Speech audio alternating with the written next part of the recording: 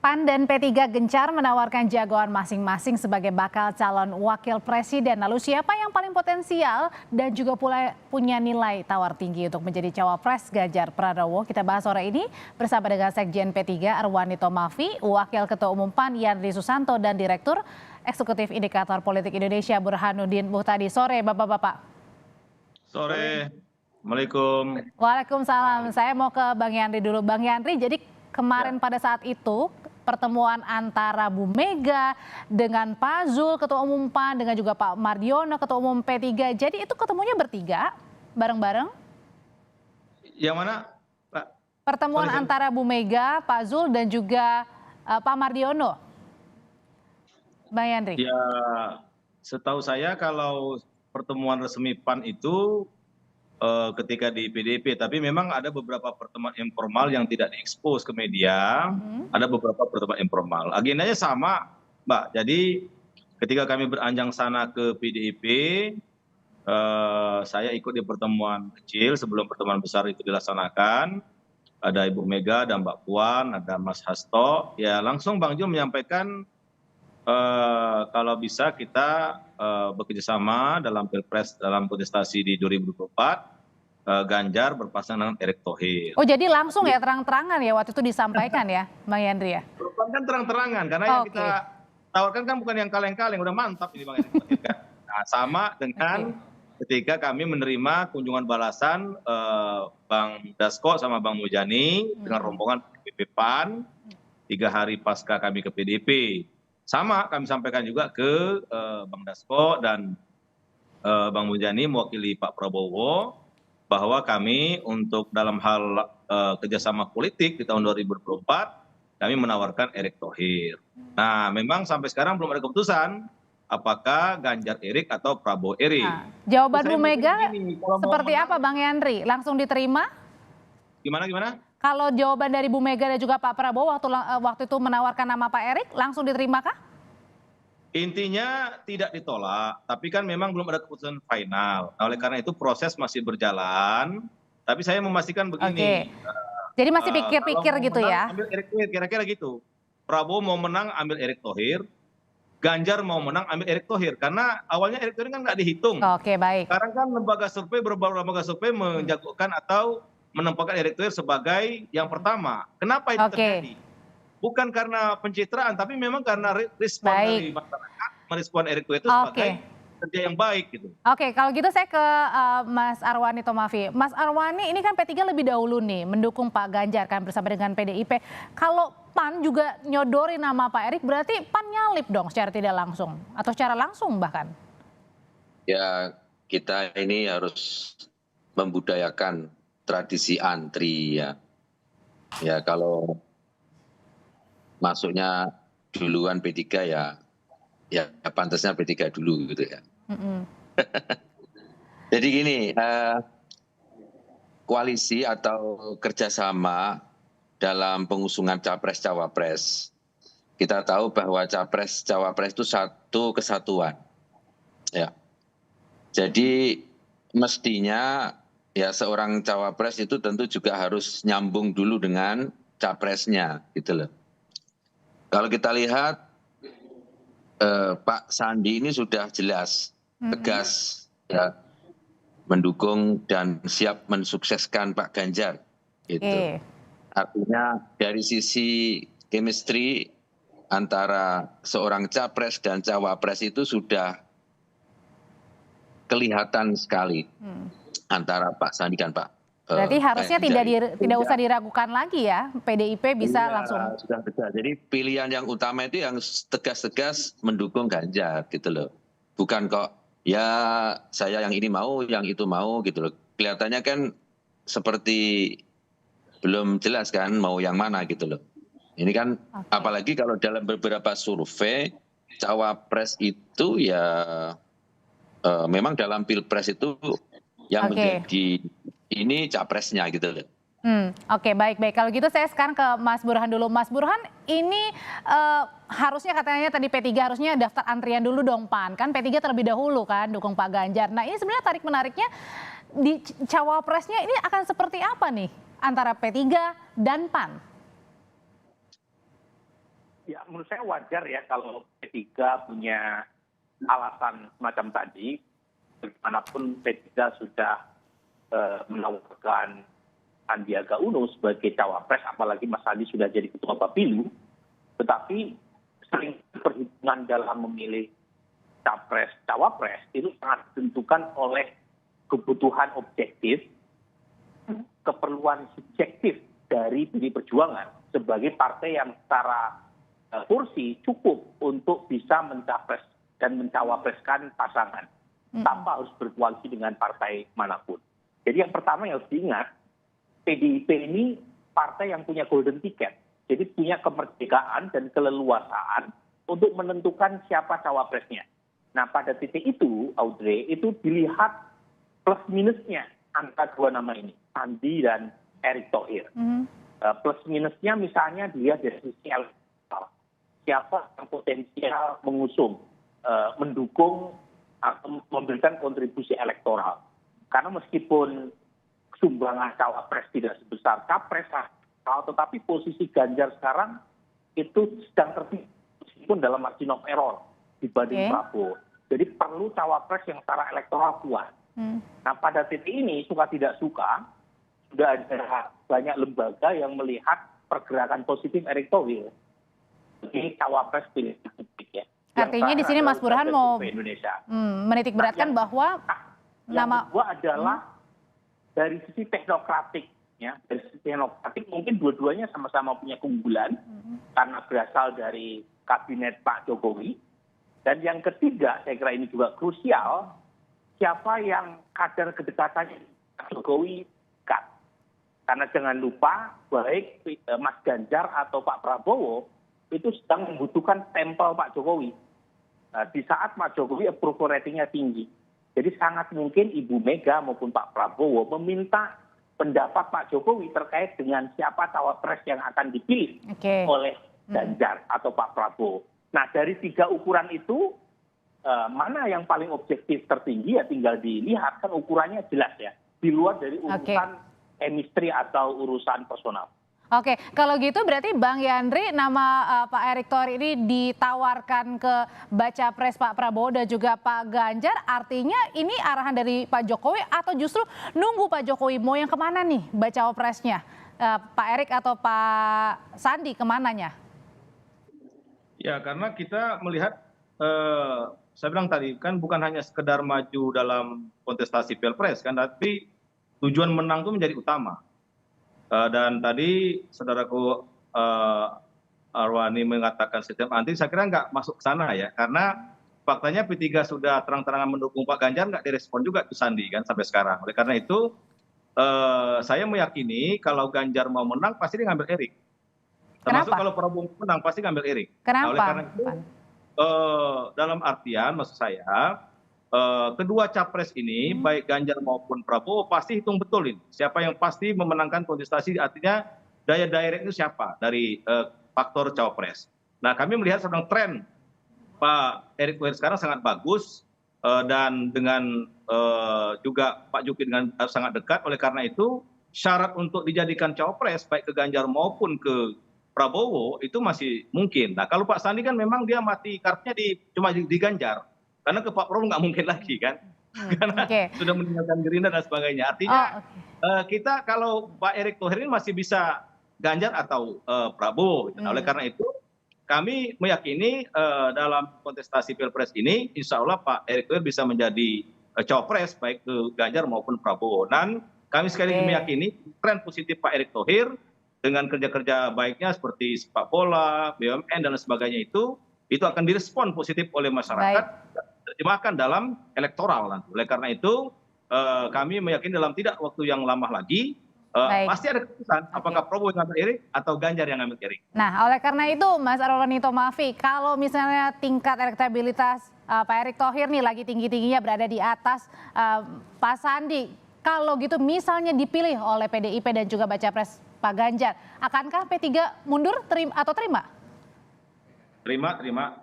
Jadi kerjasama yang selama ini kita jalin dengan PDI Perjuangan itu kerjasama yang tidak hanya berkutat pada persoalan ya pilpres saja, bahkan kita jauh dari itu.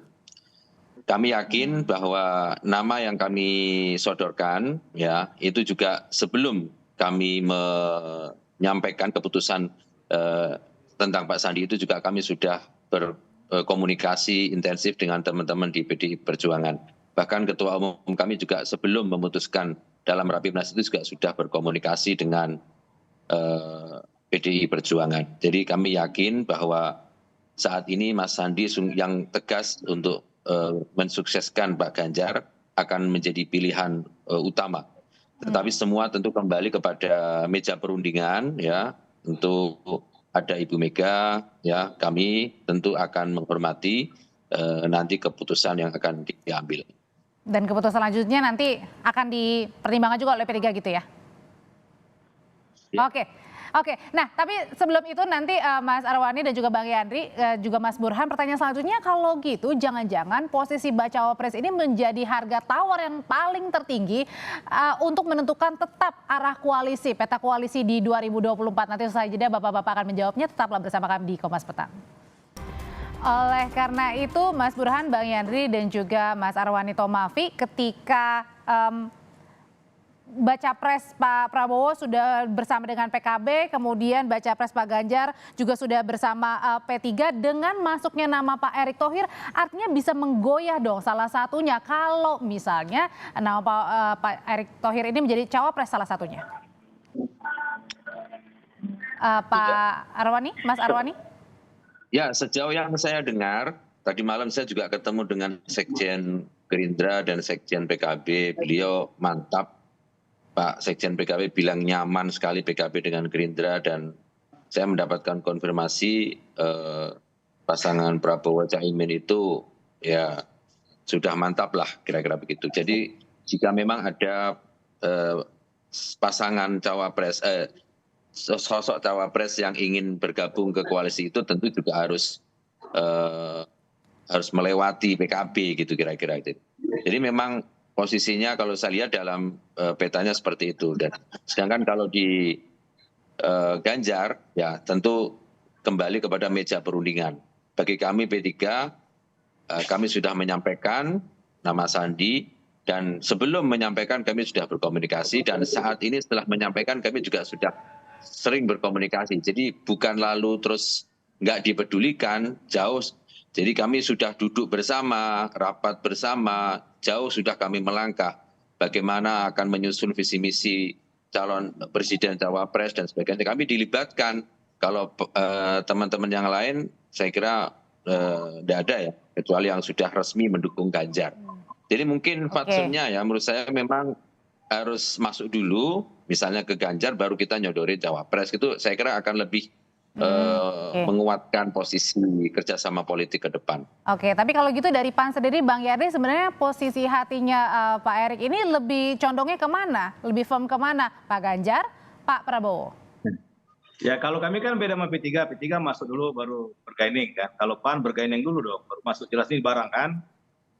Dan saya yakin kalau memang koalisi yang sudah ada itu sudah firm, pasti mereka sudah deklarasi. Tapi faktanya sekarang Ganjar belum punya pasangan cawapres, Prabowo juga belum punya pasangan cawapres. Artinya semua masih bisa terbuka. Dan dalam politik itu semua bisa terjadi. The last minute pun masih bisa berubah. Nah oleh karena itu dinamika sekarang itu saya kira dalam kondisi normal-normal saja. Jadi kalau ada orang-orang yang menawarkan sebagai cawapres dari P3, dari PKB, dari Golkar, itu sangat normal dalam dinamisasi demokrasi. Dan kami juga begitu, PAN sudah jauh hari menggadang-gadang Erick Thohir dalam keputusan Rakernas, dan yang kami gadang ini bukan kaleng-kaleng dibandingkan dengan Sandi, jauh surveinya di bawah Erick Thohir, apalagi dengan Caimin misalkan. Jauh. Survei mana itu Pak Yandri yang menunjukkan kalau jauh itu?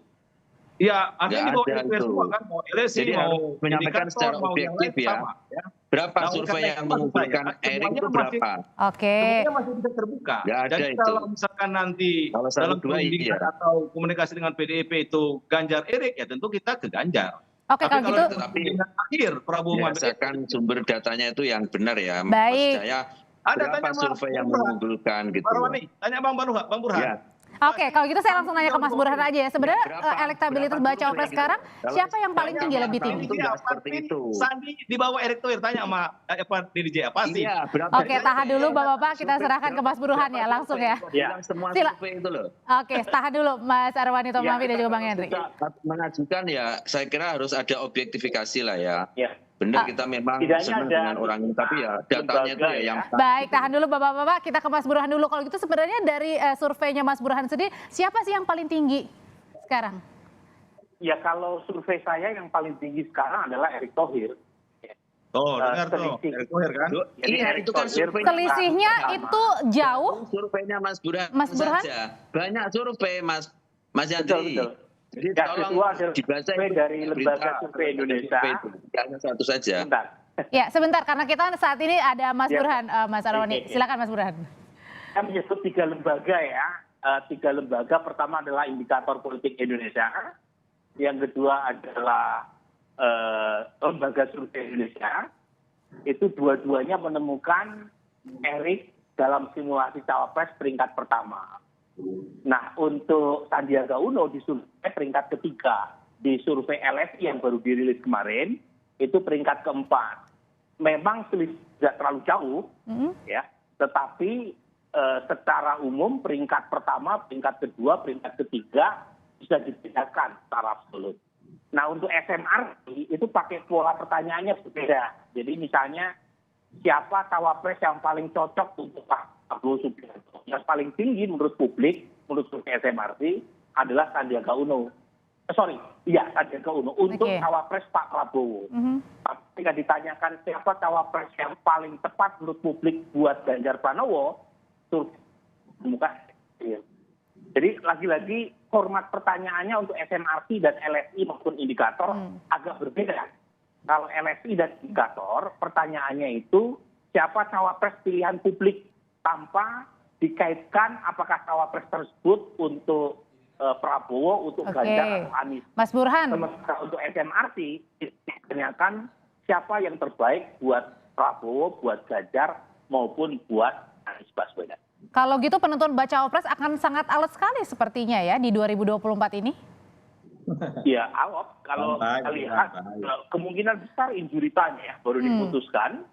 Karena kalau misalnya cawapres diputuskan segera, itu akan memicu satu pihak yang dipilih sebagai cawapres akan mengambil jarak atau bahkan pindah ke lain hati. Atau yang kedua, cawapres yang bersangkutan juga bisa akan dikuliti, ditelanjangi kalau lebih awal ketimbang jadwal bulan Oktober, tanggal 19 nanti. Jadi yang kita diskusikan sekarang it's too early to tell. Jadi bahkan yang mengatakan sudah fix sekalipun sepanjang belum diumumkan dan belum didaftarkan ke KPU, itu apapun bisa terjadi.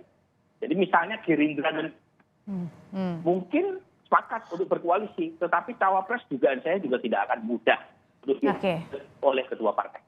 Oke, kalau gitu Bang Yandri, Mas Arwani Tomafi, bagaimana caranya meyakinkan Bu Mega bahwa nama Pak Sandi lah atau nama Pak Erick lah yang paling pas, cocok bersanding bersama dengan Pak Ganjar di Pilpres 2024? Bang Yandri. Iya, tadi saya bilang kita komunikasinya baik-baik, dan datang baik-baik, menawarkan baik-baik. Dan semuanya kan pasti akan ada ujungnya. Ujungnya itu kan kertas SK yang akan dibawa ke KPU. Nah itu pastinya di situ, dan saya setuju dengan Bang Burhan tadi, kelihatannya mungkin di last minute akan semua kelihatan siapa berpasangan dengan siapa. Tapi proses begini biasa. Jadi Sandiaga Uno menawarkan diri bagus, ya kan? Bagus. Erick Thohir bagus, ada Pak Mahfud bagus. Jadi semakin banyak anak bangsa yang berkhidmat untuk menjadi cawapres dan capres, itu bagus sekali. Tapi kan ada format ini, ya kan? Formatnya itulah yang sama sebagai pasangan capres dan cawapres. Tetapi saja nah sekarang situasi yang begini normal saja kalau capresnya mengambil hati rakyat, bakal cawapres juga. Jadi semuanya. Sudah kami tangkap Bang Yandri. Kita tunggu saja komunikasi yang baik nanti, siapa berpasangan siapa, dan kalaupun berbeda nanti, kita tidak boleh saling meniadakan. Baik. Bangsa, gitu. Oke, Mas Arwani. Ya. Ya, Mas, bagaimana cara meyakinkan Bu Mega ini? Ya, kalau dalam kerjasama politik yang kami lakukan dengan PDI Perjuangan, ada ruang di mana nanti Bapak Ketua Umum, Pak Mardiono akan ditugaskan oleh Rapimnas untuk diamanatkan oleh Rapimnas untuk melakukan komunikasi secara penuh dengan Ibu Mega, hasilnya seperti apa, dan apa yang akan diputuskan tentu akan menjadi bagian secara umum ya dari kerjasama politik antara PDI Perjuangan dan P3. Tadi malam sudah digambarkan betapa itu sudah kami sadari semua ya. Apapun keputusannya tentu itu menjadi bagian yang terbaik bagi kami PDI Perjuangan dan P3. Oke, kalau gitu singkat Mas Burhan, singkat sekali. Kalau misalnya jangan-jangan di unjuritan bisa jadi apakah PDIP dan Bu Mega ini jangan-jangan tidak memilih keduanya, Pak Sandi atau Pak Erik, mungkin nggak? Ya, mungkin saja. Bagaimanapun Ibu Mega kan punya preferensi personal ya. Punya adalah preferensi untuk mengkombinasikan kearifan lama, Jawa luar Jawa, senioritas, Islam nasionalis gitu ya. Makanya baik Mas Sandi atau Bang Erik itu kan coba mendapatkan Islam kredensial. Keduanya ditawarkan oleh Partai Islam. Itu kan salah satu supaya Ibu Mega melirik ya, baik Erik maupun Sandi. Tetapi ujungnya, meskipun Ibu Mega punya preferensi personal, ya, punya keinginan untuk mempertimbangkan Kiai Nasaruddin Umar atau Kiai Miftahul Ahyar, tapi ujungnya itu yang menentukan adalah elektoral. Kalau misalnya cawapres tidak bisa mendongkrak elektabilitas Ganjar, maka keinginan Ibu Mega untuk mencetak hat-trick kemenangan di 2004 atau Pileg itu sulit untuk diwujudkan. Kuncinya adalah elektabilitas ya untuk nanti menentukan bacawa pres pendamping Pak Ganjar. Terima kasih Mas Burhan, Bang Yandri, terima kasih juga Mas Arwanito Mafi, saya selalu.